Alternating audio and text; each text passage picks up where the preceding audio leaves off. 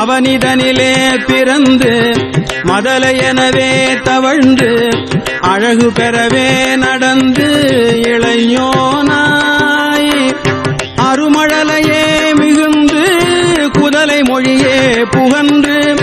அதிவிதமதாய் வளர்ந்து 16 அருமழலையே மிகுந்து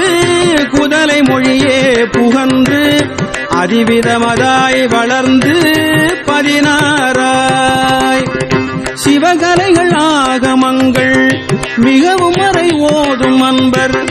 திருவடிகளே நினைந்து துதியாமல் சிவகலைகள் ஆகமங்கள் மிகவும் வரை ஓதும் அன்பர் திருவடிகளே நினைந்து